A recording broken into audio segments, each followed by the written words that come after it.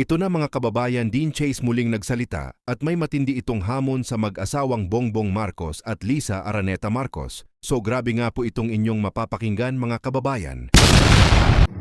Magandang araw po sa atin na si DJ Spurgo. Tara nga po. Nabasa ko na po at nakita ko po ang kabuuan ng reaksyon o komento ng palasyo paupol sa expose namin ni Mr. T. Ito na nga po, ang kakapal talaga ng mukha nitong mga hinayupak na itong mga putang ilan ito. Ano sinabi mo, Claire Castro? Dapat may maagarang aksyon patukoy sa bagong paratang sa mag-asawa na nasa palasyo. Di ba? Pinasusundan nyo na kami. Diyan na pupunta ang taxes nyo. Pinagsasayang ang pera ng mamamayang Pilipino. Magkano na ng budget nyo? Diniligay sa amin dito sa Amerika. Milyon-milyon na naman yan. Para lang matukoy kung saan kami nakatira. Kakalipat lang namin. Tapos may inutosan na naman kayo doon.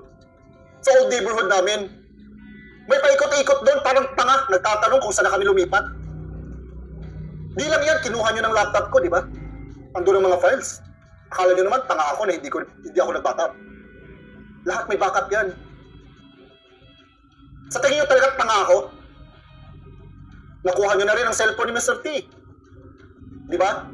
Yun talagang gusto nyo makuha ang cellphone ni Mr. T kasi alam nyo, andun ang lahat ng contacts ng mga opisyalis na naging customer niya, di ba? Di ba yan? Yun ang gusto nyo makuha. Kasi ang taas ng lista ng pangalan dun eh. Mga messages. Meron pa nga isang ano dun eh. Sino yun? Anak ng isang presidente na ngayong naging senador na. Di ba? Yung talagang pakay nyo eh. Yung mga text messages dun. Nila Paulito Toco at sino ang mga inimitahan niya na naging ano niya, naging kliyente ni Mr. T. Di ba? Andun din ang asawa niya. Ang bababoy nyo. Nakakatiri kayong lahat. Diyan na pupunta ang pera ng mga Pilipino. Ang raming mga Pilipino nagugutom.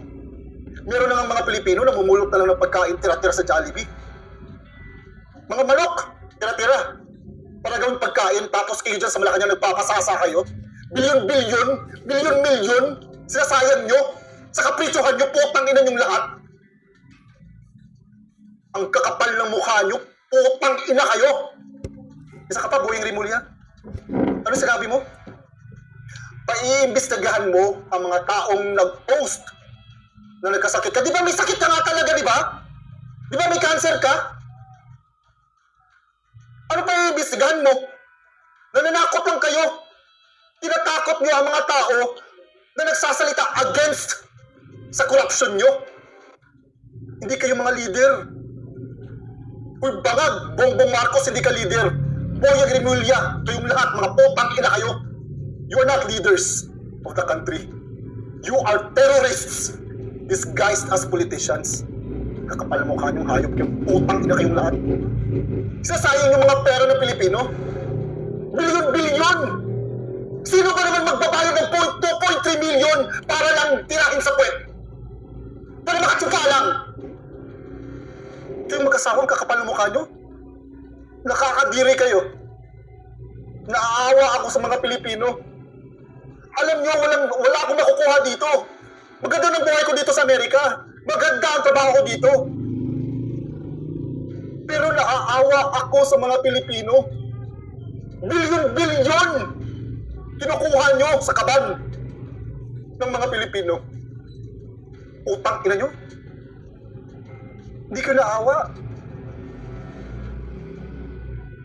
Porket may mga ano kayo, may mga followers kayo, meron din naman kayo mga followers, puro din mga tanga.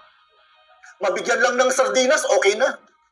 Pinapakain nyo lang ng sardinas, ang sasaya na nila. Tapos kayo dyan nagpapa-concert, nagpa-party halos gabi-gabi, nagpapa-orgy sa loob ng Malacanang. Utang ina nyo, kakapal ang mukha nyo. Akala nyo rin talaga na hindi namin makukuha ang mga text history ng cellphone ni Mr. T. Doon, kailangan ng affidavit, pero makukuha namin yun. Lahat ang history doon. Ang kakapal mo kanya talaga. Hindi ko mawari kung saan kayong galing planeta, bakit nyo nagagawa yan sa kapwa Pilipino nyo. Kakadiri kayo. Ito na lang. Okay. Since mabigat tong ano ko, ebidensya ko sa inyo, alam nyo, you know within your hearts of hearts na mabigat tong ebidensya na hawak ko. Let's make a deal. Mag-deal tayo. Magpa-hair follicle test kayong dalawa. Lisa Marcos, Bongbong Marcos. Isali nyo na lahat ng ano nyo, pamilya nyo. Magpa-hair follicle test kayo. Deal magpa-hair follicle test kayong lahat. Pag negative kayo, susuko ako. Isusuko ko si Mr. T. Sige. Kahit ipapatay nyo pa ako. Pag mag-negative kayo, uuwi ako sa Pilipinas. Ibibigay ko lahat ng mga files na meron ako. Beverly Hills files, ang bimbangan video nyo at audio, ibibigay ko lahat. Tapos susuko ako. Pero pag nag-positive kayo, hayaan nyo na mga Pilipino ang humusga sa inyo. Maghihintay ako.